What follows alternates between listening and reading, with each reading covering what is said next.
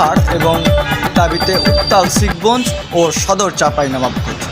19 April 2026 S M. Rubel Chapainawabganj জেলার শিখগঞ্জ উপজেলার 14 নম্বর ধাইনগর ইউনিয়ন পরিষদের চেয়ারম্যান আব্দুল লতিফের বিরুদ্ধে অনিয়মিত ব্যাপক দুর্নীতি এবং সরকারি সম্পদ আত্মসাতের অভিযোগ ফুটে উঠেছে বলে দাবি করেন ইউনিয়নবাসী। আজ রোববার সকাল থেকে ইউনিয়নের সর্বস্তরের সাধারণ মানুষ চেয়ারম্যানের অবিলম্বে অপসারণ ও তাকে আইনের আওতায় আনার দাবিতে বিপক্ষ প্রদর্শন করেছেন।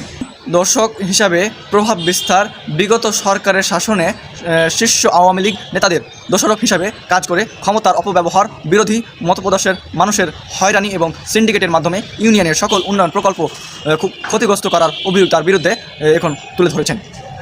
উন্নয়ন প্রকল্পের হরিপুর, টিআরসি কাবিলা এবং এলজিএসপি প্রকল্পের কাজ না করায় ভুয়া ভাউচারের মাধ্যমে লক্ষ লক্ষ টাকা উত্তোলন করেছে বলে স্থানীয়রা দাবি করেছেন। সদস্য বাণিজ্য, জনভোগান্তিক জন্ম নিবন্ধন, ওয়ারিশ সনদ এবং চারিত্রিক সনদ প্রদানের ক্ষেত্রে সাধারণ মানুষের কাছে থেকে সরকার নির্ধারিত ফির চেয়ে কয়েক গুণ বেশি অর্থ আদায়ের অভিযোগ পাওয়া গিয়েছে। দাবি বিপক্ষ সমাবেশ স্থায়ী। সাধারণ মানুষ বলেন, লতিফ চেয়ারম্যানের সীমাহীন দুর্নীতির কারণে ধাইনগর ইউনিয়নের সাধারণ মানুষ আজ সরকারি সেবা থেকে বঞ্চিত। তিনি সরকারি চাল চুরি করে গরিবের পেটে লাথি মেরেছেন এবং দুর্নীতিবাজ ও স্বৈরাচারের দোসরকে আমরা আর চেয়ারে দেখতে চাই না।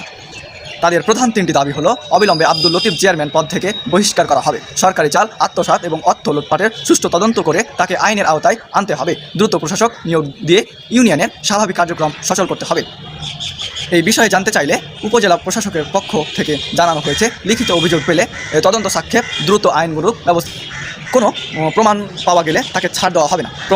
বর্তমানে ধাইনগর এলাকার চরম উত্তেজনায় বিরাজ করেছে। পরিস্থিতি নিয়ন্ত্রণ রাখতে স্থানীয় এলাকায় অতিরিক্ত পুলিশ মোতায়েন করা হয়েছে। ইউনিয়নবাসীর একটাই কথা, যতক্ষণ পর্যন্ত এই দুর্নীতি চেয়ারম্যানকে অপসারণ না করতে পারছেন ততক্ষণ পর্যন্ত তাদের আন্দোলন চলতেই থাকবে।